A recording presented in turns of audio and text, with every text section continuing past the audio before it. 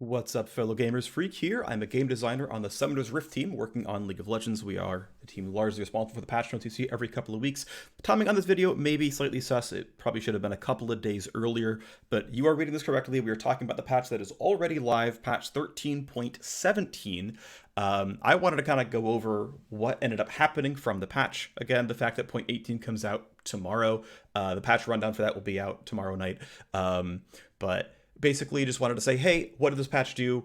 Did we hit goals? And I'm going to kind of take you on a brief tour of some of the public stats websites that I enjoy using.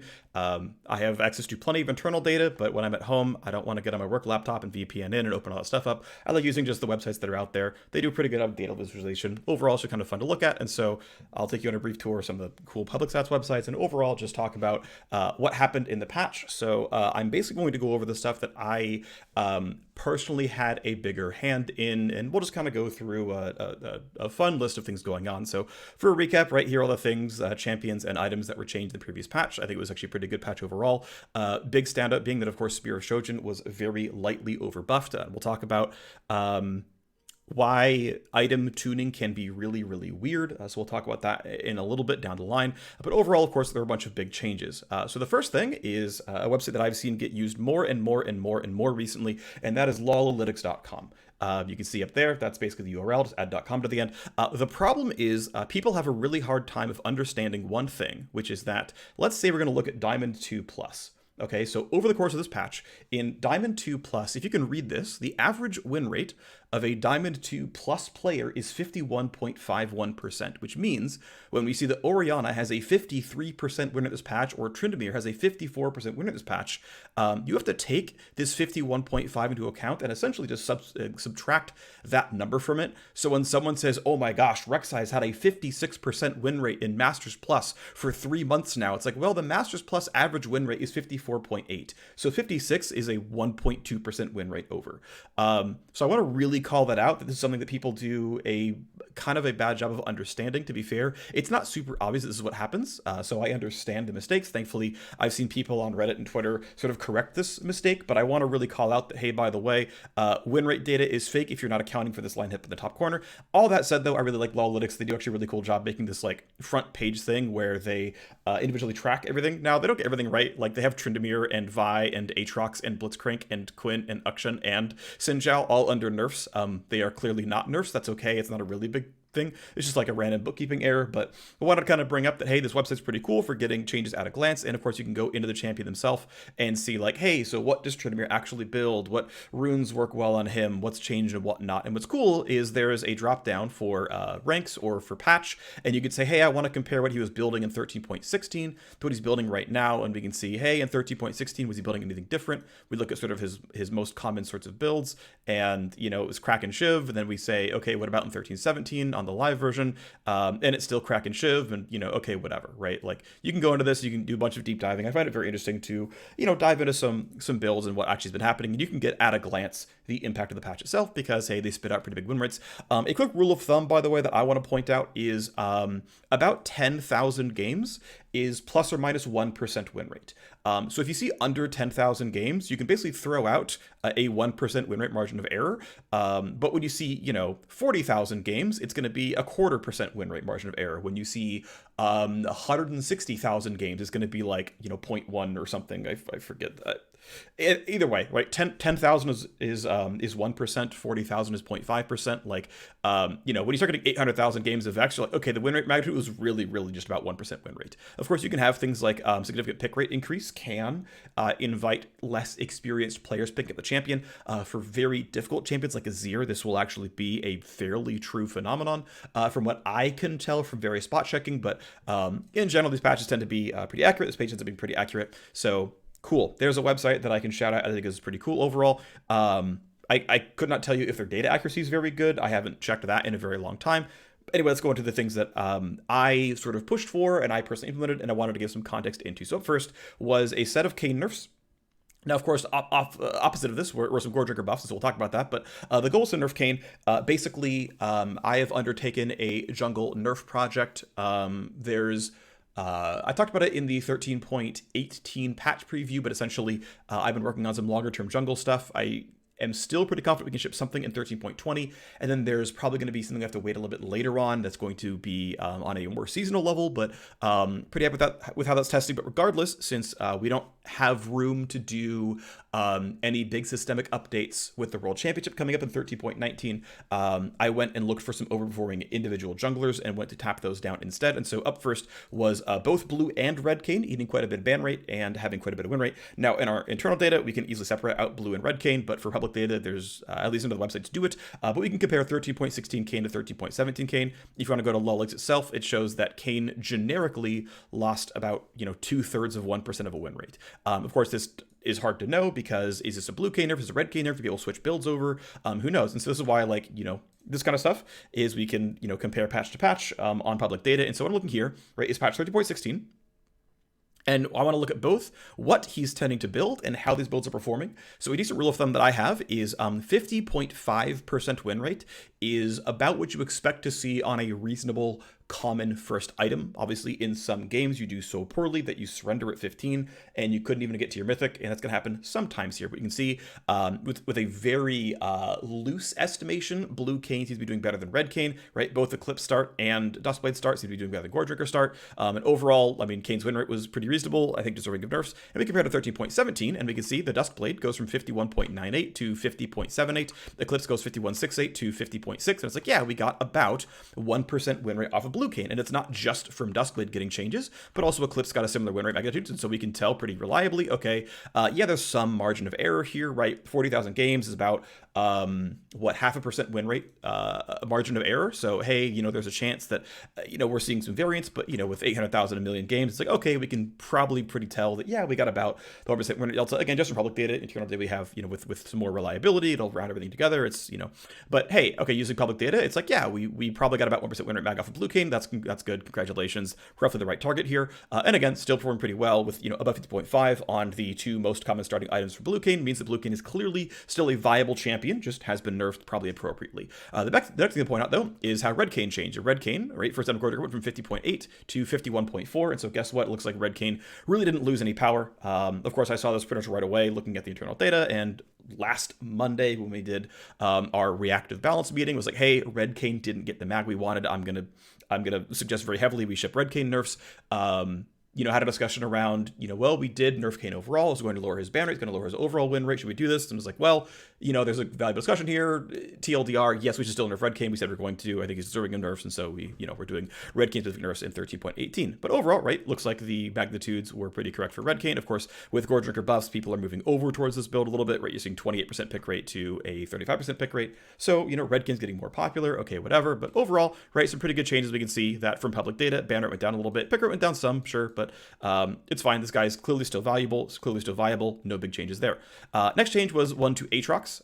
So the Aatrox change was changing his passive and his W into magic damage. And of course, second to that, there were also some Gore buffs, but the whole point here was a suite of champions where we can see it here with kind of a Gore change and a Stridebreaker change and a Shojin change, but also some champion changes. Really, these are separate. So the Gore Shojin, and Stridebreaker changes were trying to make sure that fighters, especially ones who needed to kind of be in the front line, had supportive item builds, and it wasn't just like, well, you're really, really squishy, then eventually you build a death stance, but otherwise, good luck. It's like, hey, let's make sure that the heavier fighter ecosystem has items that they like and feel good about and feel supported by. And then sort of in a similar vein, right, they're related aspects here, is there are a lot of fighters that were building almost pure full lethality, who were meant to be supported as mid-sized fighters. Maybe not quite Juggernaut, like they're not going to go build Spirit Visage second in a way that like Dr. Mundo would, or, in a Dead Man's Plate right away, where just building like an actual tank item is totally reasonable on a Juggernaut. Mordekaiser's third, fourth, fifth items, right? Very normal to build like a Juggernaut style and just actually put on tank items, and it's okay, your damage is going to get carried by your kit at a certain point. But, a champion like Aatrox or Hecarim or Vi, or Xin Zhao, which are, hey, the four we actually touched here, the whole point was saying, hey, let's have them supported in an AD plus health ecosystem. For the first one up is Aatrox, and there were a lot of versions of Aatrox changes that I had thought of. Ultimately, the one that we went for on Monday morning was turning his passive and his W into magic damage, because this would say that Armor Pen was no longer going to be as aggressively a sustain stat, because his healing is post-mitigation. And so as champions gain armor, your healing goes down, and so you have to do more and more to keep up with it. And so this is why you see early Serylda's. It's why you see people are going for things like Eclipse and Duskblade as well, because the more you can amp your damage, the more you can keep up with healing and stay on pace for the game. Ultimately saying, okay, well, if your damage types that are really easy to convert are going to be magic damage instead, then cool, you've got a couple of fewer incentives to build lethality. AD is still fully valuable, health is still fully valuable, none of the incentives around those went away, but the value of armor penetration went down, so can we make that happen? And ultimately, it really did. So we can see Aatrox at 13, which, we can look at the generic win rates here, right? Aatrox did gain quite a bit of win rate. Now, what's interesting, right, is this win rate impact is actually quite large, right? This is a very, very large win rate impact, but we didn't see very much pick or ban rate movement off of this, despite the fact this champion, I think, directly got buffed, and people will probably learn it over time, because the patch note read converted physical damage to magic damage, right? That is very, very hard for players to understand how important this is, and it's actually part of why I started this patch rundown series all these years ago. There's a lot of changes that just are really hard for players to understand. Now, what's nice is, especially what we wrote in patch note context, made it very, very obvious that this should make builds like Gore do a lot better, and people did were receptive to that, and people did pick up on that. But this is a substantial buff to a champion, and the pick rate really didn't. You compare the Aatrox buffs from point 14, where it was, to be fair, a bigger magnitude than this. It was 2.5% win rate, but you saw for twice the magnitude, you saw more than twice this pick rate increase, right? So it's kind of interesting, the types of things that players react to, and this isn't one that players react to. Right, ban rate went down for a champion that gained win rate, right? It's pretty big stuff. Okay. Anyway, let's talk about Aatrox. So in 13.16, right, here are his core builds, right? Most common item Duskblade, second most common item Eclipse, third most common item Gore. You can clearly see that Duskblade was pretty clearly optimal on him. As a quick life hack here for public data especially, first item win rates will tend to be leftmost first item win rates will tend to be very, very lightly deflated on average. Now, it's going to depend wildly on the champion, to be clear. But so I don't even have a rule of thumb for magnitude, because there isn't one. It really, really depends on the champion. But the leftmost item will tend to have a very lightly deflated win rate, because an inexperienced player, right, knows that they're inexperienced. If they're not on the Dunning-Kruger curve and they're just no, I know I don't know my champion. And they're I don't know what I'm supposed to build. I don't know what my rune page is supposed to be. I don't know what skills I'm supposed to rank up. I don't know any of this stuff. I will, when I see a glowing thing on my skill bar and it highlight the little plus sign over the Q, I will click that. And then I get to level 2 and I see the glowing bar over the E, I click that. And then I get level 3, and that's how they learn their skills. If you're bad and you know you're bad at the champion, and you go to the item shop, you say what's on the far left, I click that. And then what's on the far left, I click that. And what's on the far left, I click that. We actually have metrics around how people shop. I can tell you how people are getting to Gore when they buy Gore on Aatrox. I can't tell you right now, but I know we have that, right? And so I know we can do regressions on how often people use recommended items and all this kind of fun. So it's really interesting. Right? There's some really, really cool data that we can look at. Anyway, the leftmost item tends to have a very lightly deflated win rate, because it will disproportionately be used by newer players to a champion. Anyway, let's move forward. So again, he was doing a bunch of lethality builds, and then he got himself on a Gore. He would build clear a bit more than Serylda's, but obviously Serylda's was winning a whole lot more. But again, this is the left side, right side thing. Also, Serylda's arguably a bit more of a solo item, right? There's no durability on it, so you a little bit more do it when you're ahead. Regardless, let's just compare to 13.17 here, right? We saw there was a win rate gain, but we compared Duskblade, and Duskblade went from 50.88 to 51.32. And so, interesting. The winner didn't move very much. Now, it was positive, right? And to be clear, I was really clear about this in the patch rundown, that I expected this to be win rate positive for lethality builds. He was going to do less damage, at 2-3 items against the mid laner and the bot laner, but he was going to do more damage clearly, even on a lethality build, against his opposing top laner. So he's going to spend a lot of time fighting his opposing top laner. Not a surprise here to see a very small win rate gain to Duskblade builds. You can compare first item win rate as well as the overall 2-item win rate, right? Serylda's plus Duskblade, 56.08. In the old patch, 56.06. 250,000 games is a very, very large sample. So actually, maybe a 2-item build maybe came closer to treading water, and he's more likely to go things like Duskblade into health or something. I don't know. Regardless, it's not a really big deal. The important thing is we got the behavioral shift, right? We got from 10% and clearly wrong to go Gore on pick rate to 29% and arguably maybe correct to go Gore Drinker on this champion. And I mentioned this earlier, by the way, but Stridebreaker has been cracked in this champion for a while. Obviously, this is a very, very low pick rate. The only people buying this item are people who are experienced enough on Aatrox to understand they can look through the shop and find a secondary item like this. Like, there are 0 first-time Aatrox players finding Stridebreaker. So there is an inherent win rate inflation. But the fact is, its pick rate went from 0.28% to 0.65%. Its pick rate tripled almost, and the win rate actually maintained, maybe even increased. Now, again, this is still rife with biases, but, you know, we are seeing the steady increase of Stridebreaker Aatrox, and it will probably keep going up. And you know, we'll see long term if this eventually becomes Gore Drinker Stridebreaker was the 1-2, and we have to eventually balance Aatrox as he's actually played, which is with these items. Cool, we'll do that, but like, I'm not going to preemptively nerf Aatrox by 4% win rate because there might be a good Stridebreaker build, right? This is clearly ludicrous to act on this now. I am aware of it, right? We're going to keep an eye on it, and every couple of months I'll be like, is he playing Stridebreaker yet? Is it winning yet?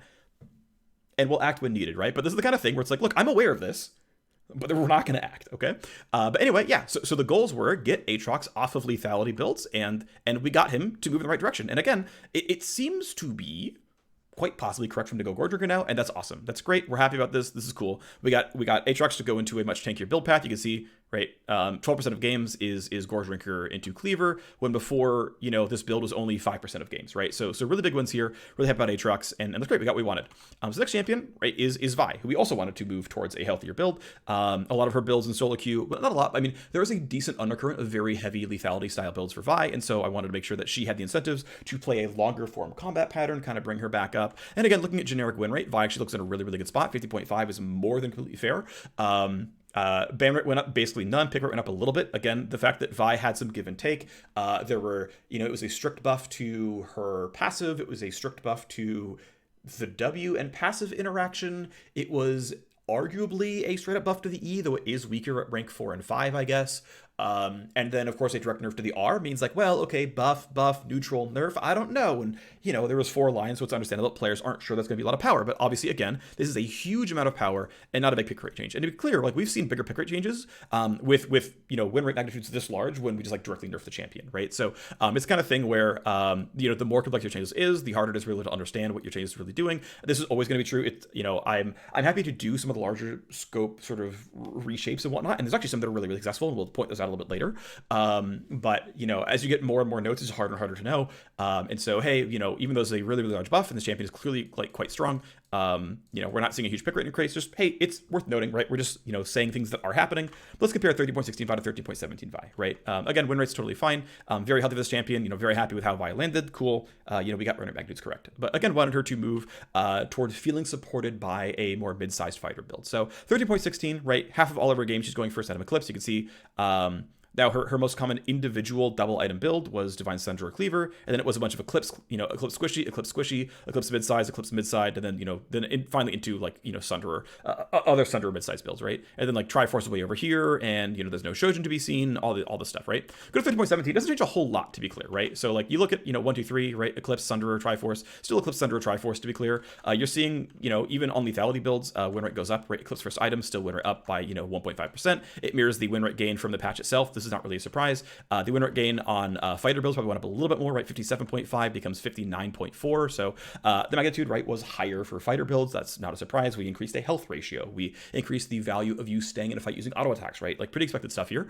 We're actually starting to see a little bit of people going Shojin as well, right? The Shojin, the Gore Drinker who's picking up Stridebreaker here at 0.7%. Not huge, but like, these are way back here, right? Like, you were seeing first item Essence Reaver, first item Chempunk Chainsword, first item Collector, first item Gauntlet, first item Lethality, right? And then it's like, right, here's 0.14% Gore Drinker, 0.18% Stridebreaker, right? Shojin nowhere to be seen. And it's like, oh, it's item number 6 and 7, right?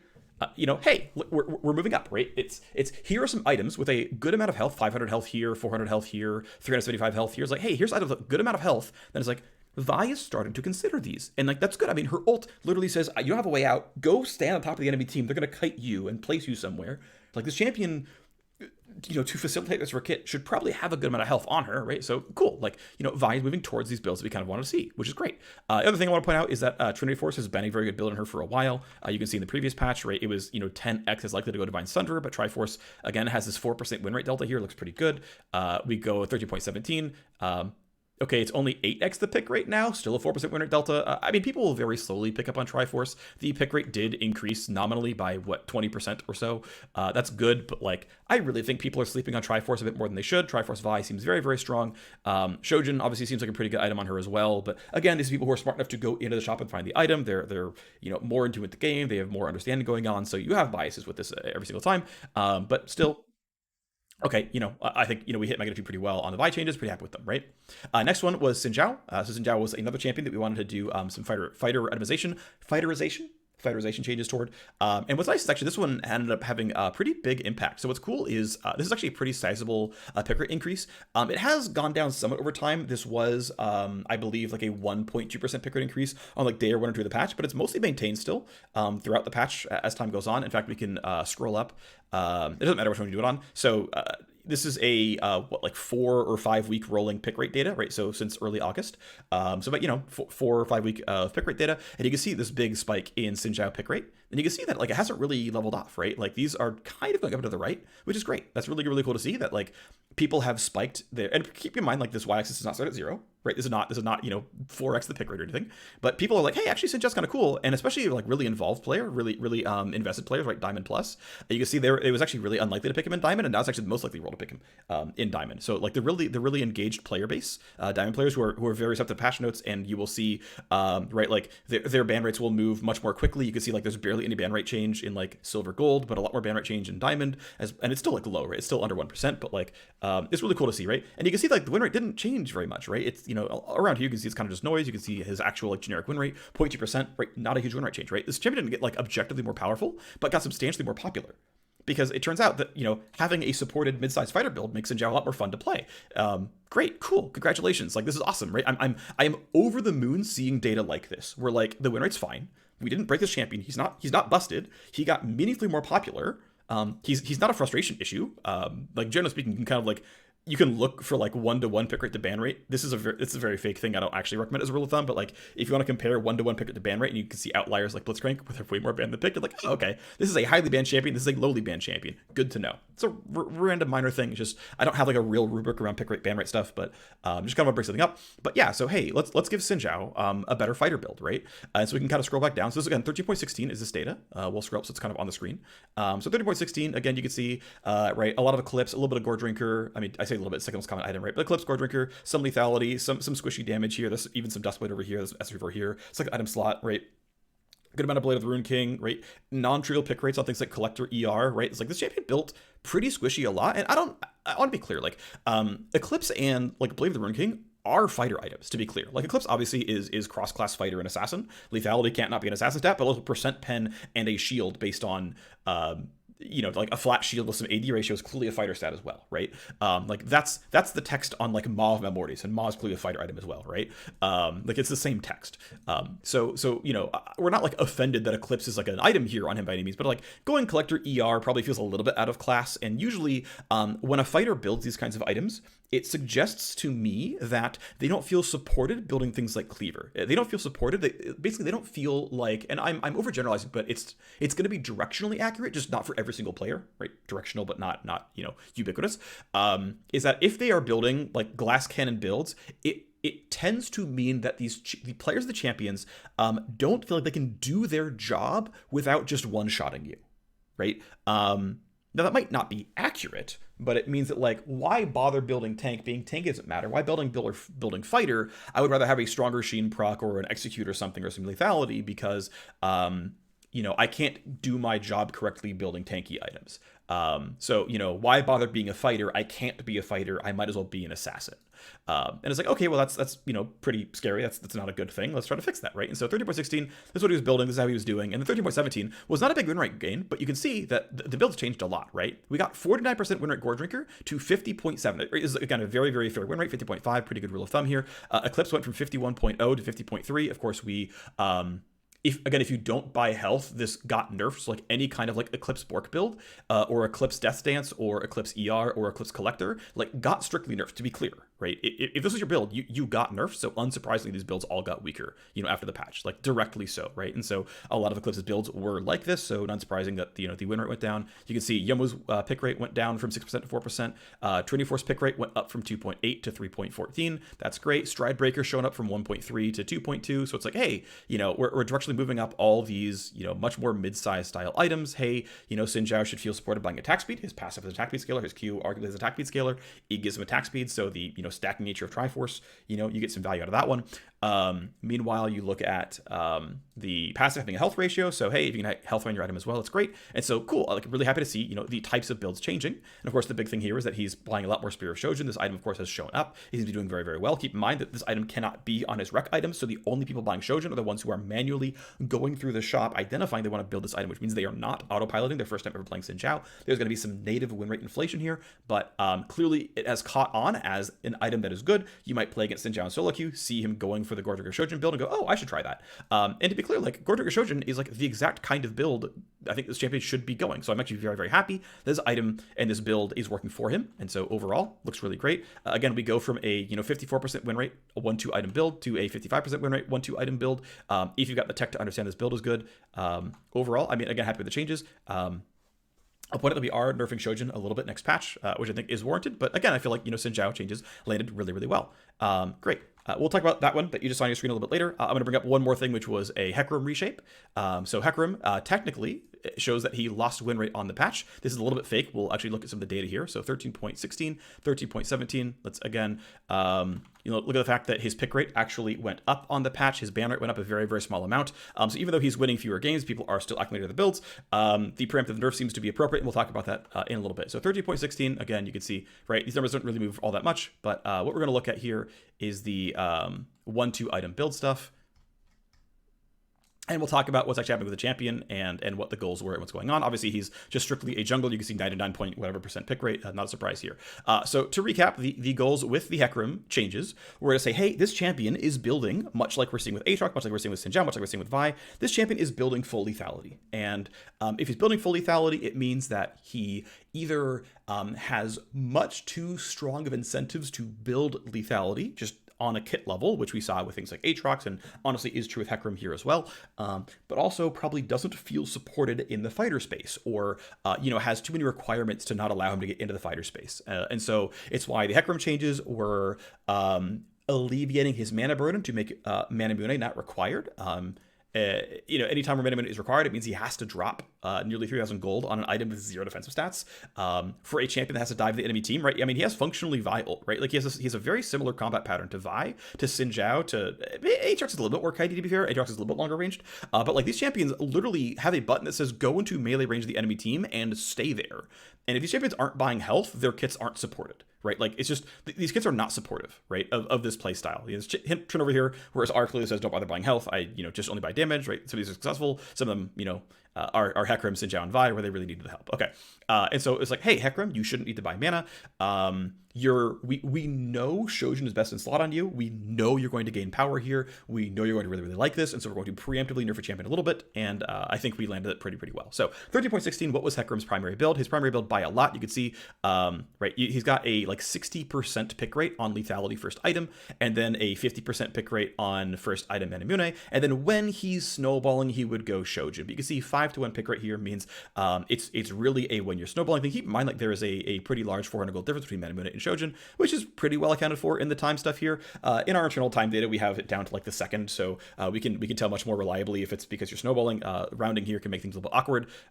Regardless, it's a really minor thing. But the idea that you're snowballing on your items, can be quite relevant. For example, third item Hecarim, 25 minutes for Shojin versus 26 minutes for Cleaver, but Shojin is a cheaper item, which means Shojin's coming in when he's snowballing, right? So when Hecarim's doing well, he's got a 60% win rate Shojin. When he's doing less well, he's got a 56% win rate Cleaver, but again, by nature of this item being completed sooner with more gold, means that you're obviously snowballing, right? So like item win rates are very often fake, which is why I really only care about first item win rates, because you can't do substantial biases here. You can still do some, and again, we track item purchases to the second, so we can more readily account for this. When I was doing shield build and bloodthirster changes in the patch, that was there as well, and we'll talk about that later as well. Accounting for item biases can be hard, but it's something that's definitely worth doing. But yeah, I was like certainly aware when doing these changes, right? It's like, hey, okay, when you dig down for Triforce, it's doing a bit better than Drakthar, but but again, if you're digging into Triforce, you're experienced the champion, this is not useful data. Shojin, that looks actually like it's quite good, 53.6, is higher enough that I'm like, look, this is a meta enough item at 10.5% win rate that some of this win rate is real. Some of it's real. Maybe not entirely. Maybe it's not exactly 4% above Duskblade, but like it's clearly very, very good. Obviously, some people are trolling by going Divine Thunder. This item was always trash. Like it's just clearly wrong. But whatever, but it's like, okay, you know, well aware we are buffing a core item this champion wants to use. And, you know, as we, you know, start by something like Manamune, he's going to probably use, you know, a different mythic. And so we're going to see what happens, right? And so we can measure the results on 13.17. And, you know, what do we get? Well, immediately, bam, over to Shojin first item. You can see, right? We went from 49.88 first item to 51.88 first item. So, you know, Hecarim may have lost, you know, about 1% win rate, but like you look at his build and it's like, no, his most common first item build went up 2% win rate. What's also interesting is what I talked about, right? About knowing to dig through the shop, knowing about snowballing, all this stuff, right? So like Shojin is I think strictly buffed for Hecarim in 13.17. Like as an item, it is a strictly stronger item, I think. Okay, to be fair, we did nerf the champion directly by lowering the value of W, so the win rate, you know, going down 2% is kind of fake as well. But like, you know, let's see if we can like do a stand-in for this, right? Let's compare Duskblade to Shojin win rate delta. So the win rate delta here was about 4%, right? 4% win delta between Duskblade and Shojin, right? 49.8 becomes 53 and change, so it's about 4% win rate delta. We look at the new patch, and the win rate delta, by the way, is actually now 6%. So cool, we can use that as a stand-in, and yeah, it turns out, okay, 6% win rate delta is pretty good.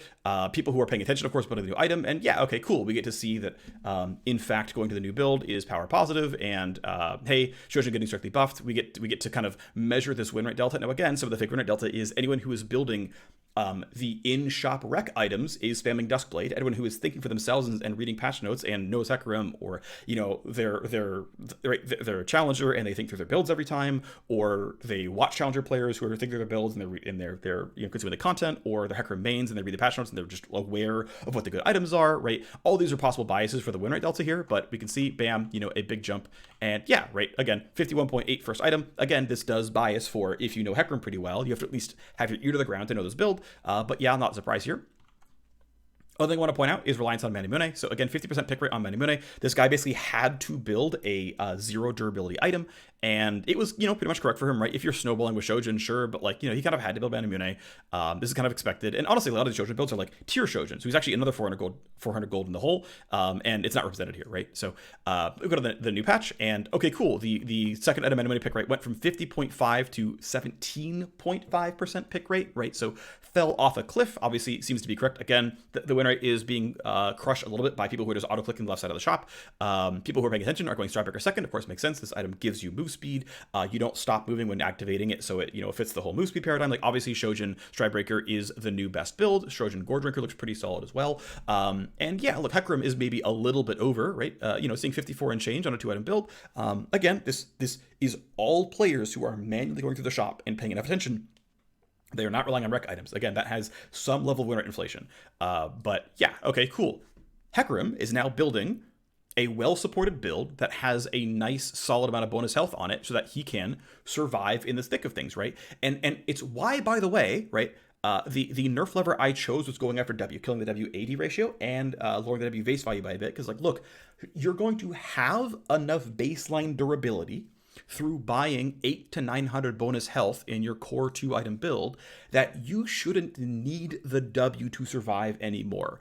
I am personally very scared of significant lifesteal on relatively tanky champions. Back when Hecarim was doing full lethality builds, it's like, if I one-shot your team and kill you and then I full heal, we just keep going and we go infinite. In this kind of a world, it's like, okay, you can reliably wear me down. We're going to expect this to happen. This should probably go in a good direction. And again, like these win rates are fairly reasonable, especially when you count for the various biases in place as well. And again, we're nerfing Shojin a little bit next patch, so this looks very, very reasonable. It's like a very acceptable sort of level of win rate, right?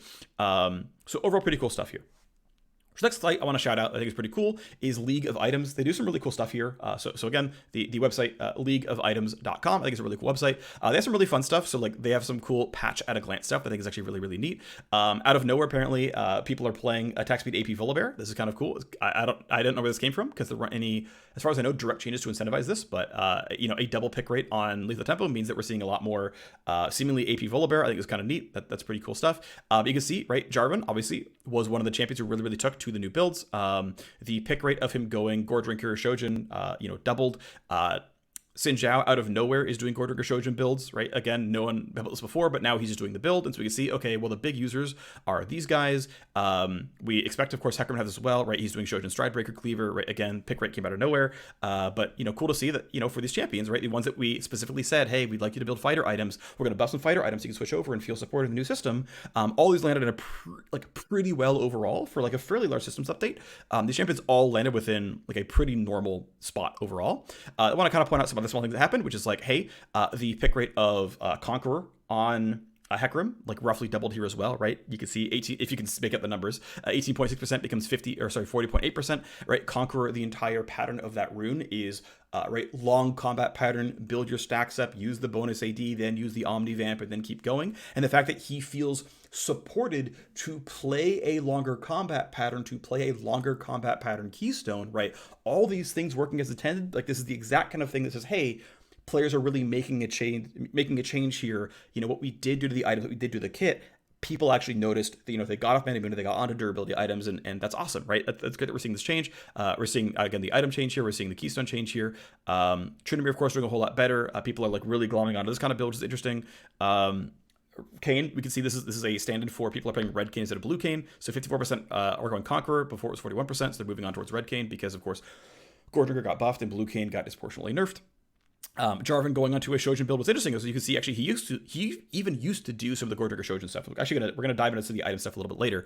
Gore Drinker Shojin becoming a 4x 3x is likely build for him, and then Neela picking up a shield bow as an option. About 1/3 more of the time she's going for a shield bow kind of option.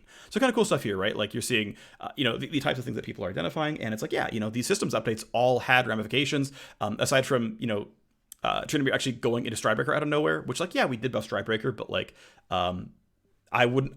this is the only thing that actually meaningfully surprised me here. This is Volibear, where it's oh, interesting, he's really going into this more mid-sized build. That's interesting, which doesn't surprise me, right? Again, this champion has to be melee range or do literally nothing, and if he doesn't want to rely on only his ultimate, then he's going to go for a more mid-sized build. Okay, I understand what's going on here, but I want to talk about. So we're going to go to the items tier list tab. I think it's a really cool tab. I'm going to zoom in a little bit. I think this should be okay, cool. We can. Should have done that from the start, but we're zooming in now, okay? And so I want to kind of bring up a couple of things here. So we're going to start with looking at Shojin here, and I'm going to go into a couple of other options. We're going to look at Gore Drinker, and then we're going to look at Stridebreaker. And I want to bring up some kind of interesting things about looking at item data. So we're going to start with Shojin, right?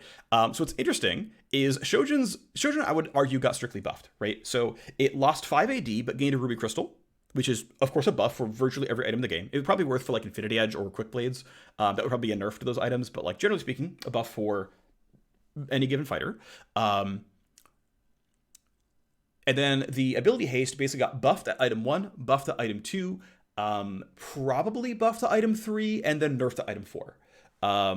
And so, of course, it being built earlier on in the build is, of course, going to also lower the win rate, because if you can finish your first item, almost anyone can do that. Okay, so then we see things like this, right? So it's hey, there's a cool little tab here which is show the previous patch stats. And so what's interesting is the first item. Actually, I have to zoom out a little bit here to make the numbers fit. Okay, the first item win rate of Hecarim. Now you could argue that the W changed Hecarim, right? Lowering the base value, lowering the AD ratio, which is a 2% win rate of Hecarim, or 1.5 or something. That's actually not an unreasonable sort of ask here, but we can kind of compare otherwise and look at it differently, right? So for example, Jarvan, right? Second item Shojin is clearly stronger than before, right? It again, it's plus Ruby Crystal minus half a longsword. It's literally more ability haste, and Jarvan's most common first item, Gore Drinker, got also strictly buffed. So any generic second item Shojin Jarvan build is up 250 health, down 5 AD, and up haste, and the win rate went down. The win rate went down 0.4%, right? And this is, again, why you can't trust not really, really common builds. And think it's this is 26% pick rate. This is actually a relatively common build for him already. And, when it tripled in pick rate, lo and behold, what happens? But, the win rate goes down, right? Because it's not just the greed build anymore. I I think no one is surprised that 2-item Jarvan is actually stronger than before, but like, again, it means that we can't reliably say what is the real power of this item. It was shaped so aggressively by only having 350 health and costing 3,300 gold, that like, clearly no one is going to buy this unless they are winning by an absurd amount. We can look at the next spot check here, which is Jax. Again, pick rate goes up, win rate plateaus. Xin Zhao, pick rate 38x's, and win rate goes down by 6%. Right? Like, we did not nerf Shojin by 6% win rate. Again, Xin Zhao's not a terribly popular champion, so you're going to run into some sample size issues here, but you can kind of see what's happening, right? Which is like, oh yeah, it turns out that, you know, the 53% win rate first item Shojin or 57% win rate second item Shojin on Hecarim may be a little bit fake because they're delving into, you know, greed purchases, right? And so it's really hard for this. And so it's why I reiterate what I've said a couple of times here, which is, I really value pick rate, as the primary item, like, stat. There's more that goes into it than this, right? But like, generically, if you make me look at only one bit of information, I will look at pick rate. I will take pick rate as my item stat, because ultimately the point of items is to be picked the amount you want to be picked on, which means like Magi's should have a relatively low pick rate because it should only be good when you're snowballing. On average, you know, Lord Dominus Regards and Void Staff and whatnot, if they're tuned correctly, should only have so much pick rate because not every game do you need tank busting. And if they are picked more than that, there's probably a small shape problem here.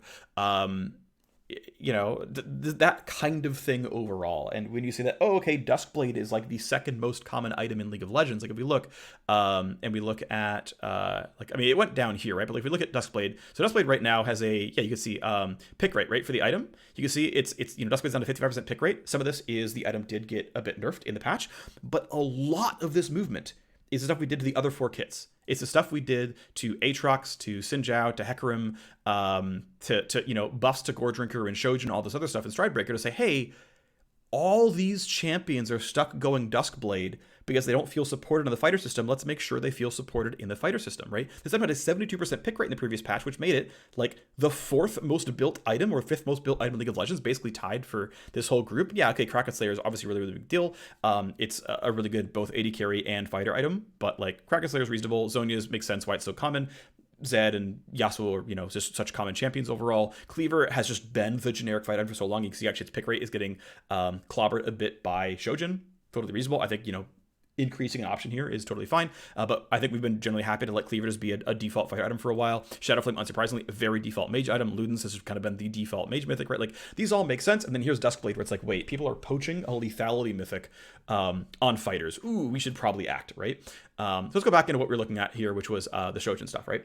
So again, we're actually seeing literal like you know, win rate and like win rate drops coinciding with the pick rate increases. Again, item win rates are quite fake, but it's like, no, I want Shojin to be a popular item. Now we know it's going to be Hecarim's best in slot. Like we know it's going to happen, right? Like this is going to be true. He's going to be the one guy buying Shojin first item and then building mythic later. We are aware of this. We knew this coming in. This was fine, and this is why we preemptively nerfed Hecarim in the patch, because we knew this was going to happen, right? Okay, great, cool, right? And you know, again, I specifically did the mana change to say I would like you to not have to buy mana unit anymore. Go ahead and build a fighter item, but we know this is power positive because mana changes are directly power positive, right? So like any Shojin Stridebreaker build just gained a bunch of mana powers and then also gained more powerful items. So obviously the win rate goes up, and then I had to make my best guess for what the power level would be. And we got really close, which I'm happy about. But I want to point out that like Shojin was overbuffed, and like if you look at the pick rate data here, right? Like, does this look like the best item in the game? Like, okay, it's Hecarim's best item first in slot. It fits the champion too well to not be. Okay, second item. Well, I mean, Jarvan and like kinda Jax and like definitely a good amount of Xin Zhao, and you know, it's you know, this item is not absurd.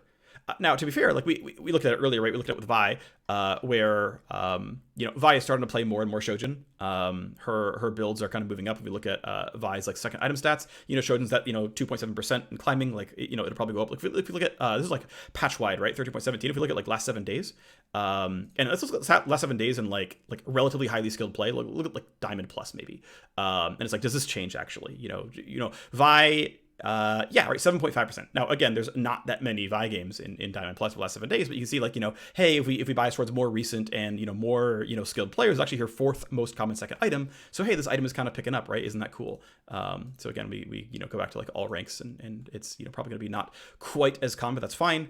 You can see, yeah, it's down here, down to 5th place. Other thing to point out was trying to move Vi towards WMAX. WMAX still seems to be the higher win rate build. This is a higher pick rate than it was previous patch, so cool.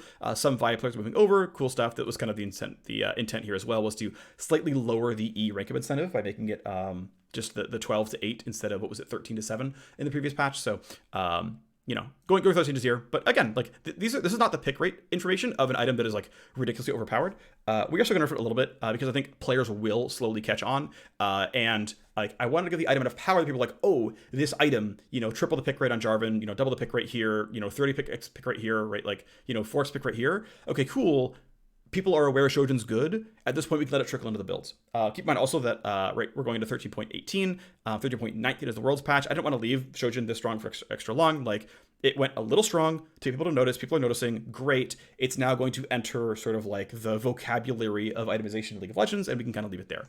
Next change is the Gore Drinker. Gore Drinker, of course, does gain flat win rate. We can kind of compare first item win rate stuff. Obviously, Jarvan getting a much better second item is going to be, of course, strict win rate positive. So not a surprise to see him gain more than like 1.5% on this change. Aurelia is starting to pick up more as her most common, or as a more common mythic option. Again, Hecarim picking it up now that he doesn't have to go for Animune anymore. You're seeing very light changes to the other champions who are tends to build this item. I forgot that it goes over right away every time, but this is just like this is the expected cohort of users. Again, the fact that it's now a real Aatrox item is a big deal, right? Triple the pick rate here. Kind of stuff we want to see. A little bit of movement on Riven, but she's really a Ravenous Hydra user, but this is all reasonable, right? And you could like look at the cohort of users, like, yeah, these all make sense. These all feel like champions who I expect to build Gore Drinker. There's no like really awkward users here. I mean, there's a little bit with Graves. It's kind of a little unfortunate. I think this is not his best in slot, his best fit, but hey, it's a 3% pick rate. That's not too bad. He's OP with a lot of other options, so okay, whatever. He's a little bruisery as far as marksmen are concerned. Kha'Zix's a little scary here as well, but like overall, there's like two people like kind of pushing in a very very small amount. Much more reasonable. It's a very healthy cohort of users, right? Move on to Stridebreaker, pretty similar boat here, where the goal was to say, hey, it's a much better item. Again, certainly this is going very well on Rek'Sai.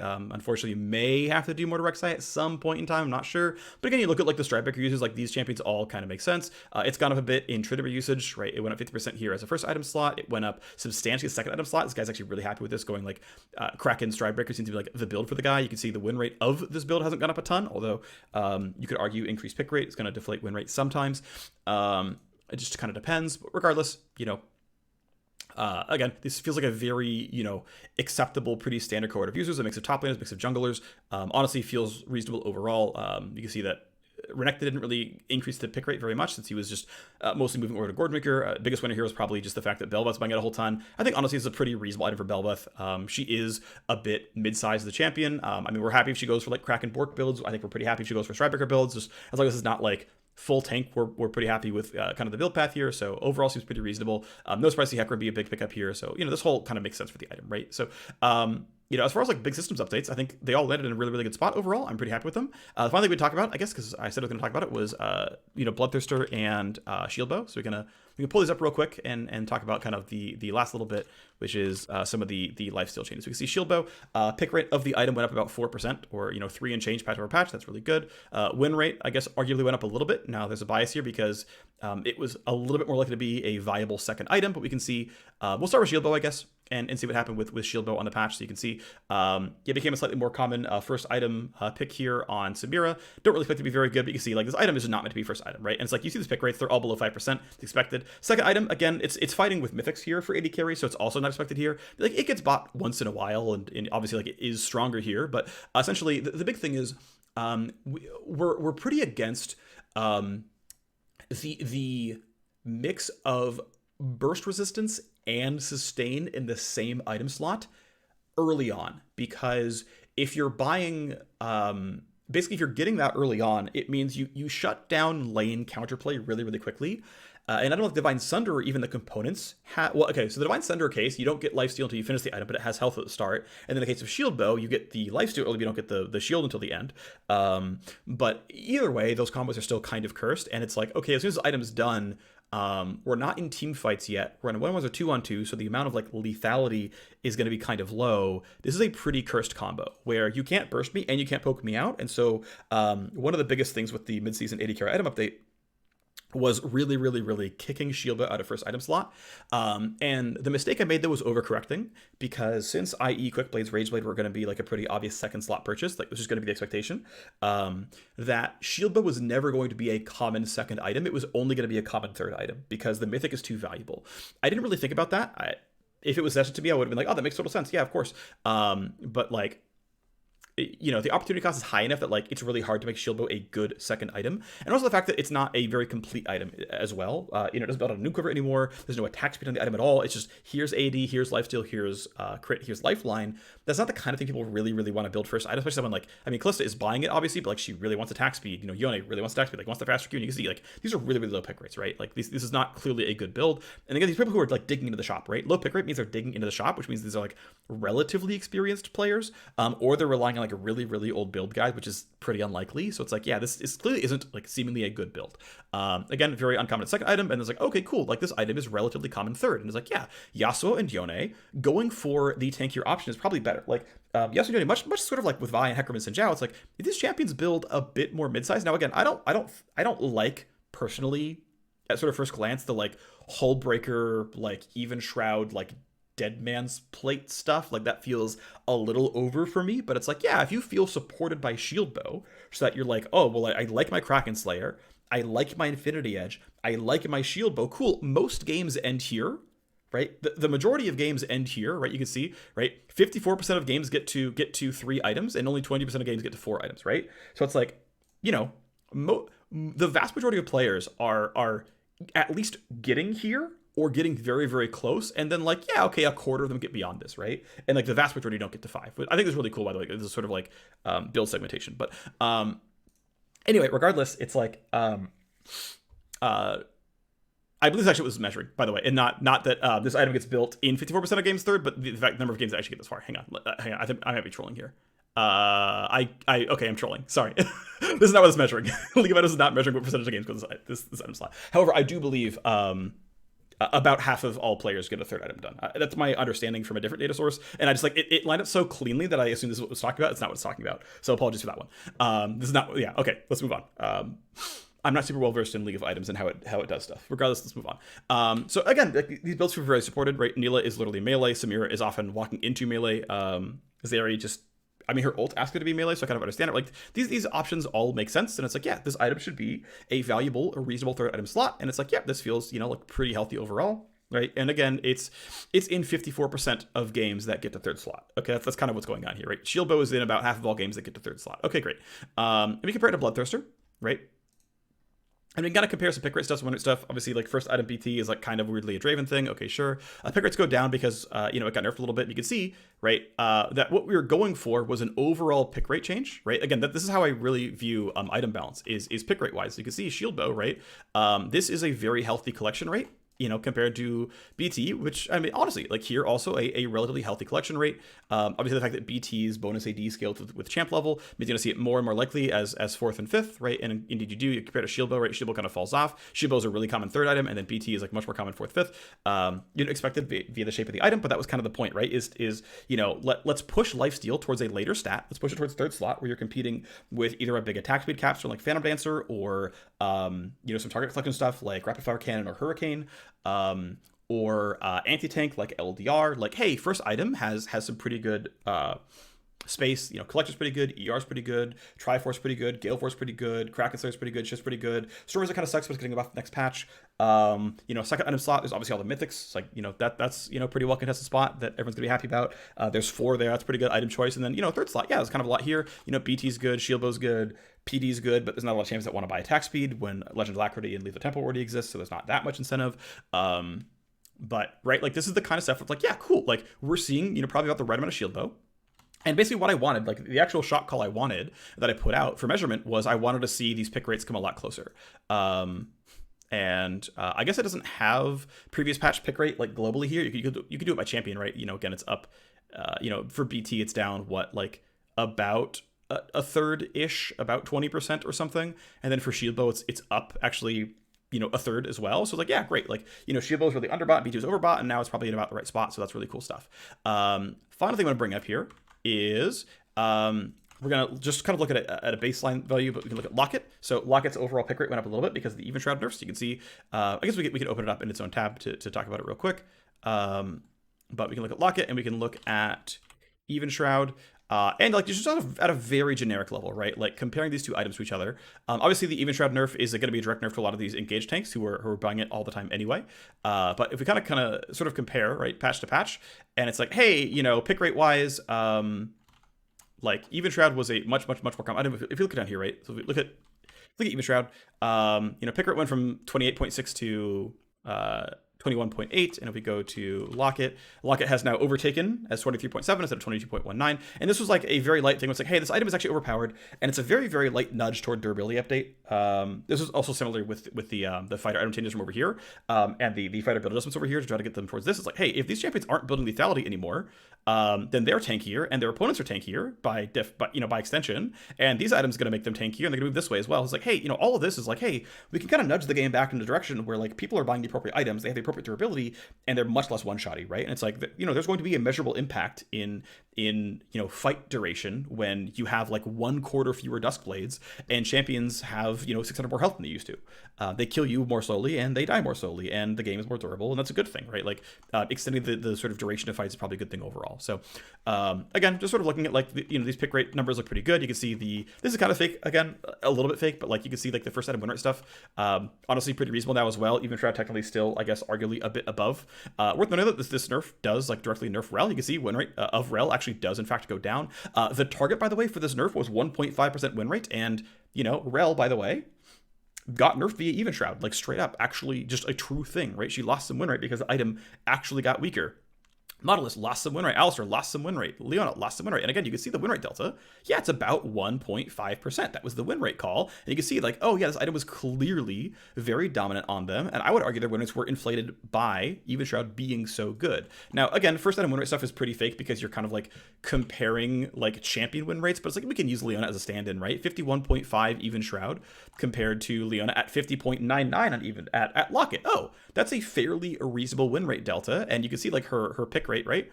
Like actually pretty fair between the two. Okay, great. Nautilus, right? 50.5 on Locket, 51.0 on Even Shroud. Like very reasonable stuff here, right? So, you know, there's room for some spot checking. It's like, yeah, on tanks who might use both, the win rates seem fine. Like it seems like you can kind of make the comparison, you know, making your individual comparisons, and then the overall power of the item seems pretty reasonable. And so that, like, yeah, if you're playing Leona, you have a very valid choice between the two instead of it being very clearly correct, right? 52.7 Even Shroud versus 50.88 Locket, and you might say, well, there's some biases around if you're not doing as well, maybe just go Locket. You don't want to get killed as much, and that's not invalid. But like, I mean, we look at Locket. The Locket pick rate went up 8% with no loss in win rate. So you know, it's not very strongly. You know, only people doing poorly. I mean, again, that suggests this happening because now the Leonas who are doing a bit better are more likely to buy it. Like, there's weak evidence to suggest this actually might be the case, to be fair. Right, you see the very light growth to Nautilus here as well. So again, if you feel there might be biases in an item, yeah, I mean, but again, I'm not really strictly trying to do heavy win rate changes, but I'm sort of like aware of them and saying, okay, well, I expect this change to have this much magnitude. If I get the magnitude wrong, I will see that in win rate delta and say, oh, okay, we over nerfed Even Shroud, but like my intuition says it has this much room to move, and hey, cool, I'm right. Okay, great. You know, and it's like, it's there a spot check. Like, again, win rate is not really the goal with items, but it's there to like spot check magnitude and you know, if it seems to make sense. And so, yeah, I think that landed pretty well as well. So there's a 1 hour, I guess, sort of retrospective on some of the bigger changes. We'll point out that, of course, Tryndamere gained quite a lot. We are nerfing Tryndamere next patch to kind of make up for it. But yeah, I thought this patch actually landed really, really well. I was very happy with the sort of systems level changes that came out because I think all of these landed quite well. I was very happy with them.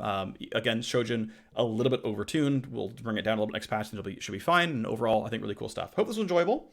Let me know if you want to see more stuff like this. I think next time around, if I want to do it, it'll be maybe over the weekend so that it's a little bit more timely. But regardless, hope you had fun. Thanks for watching.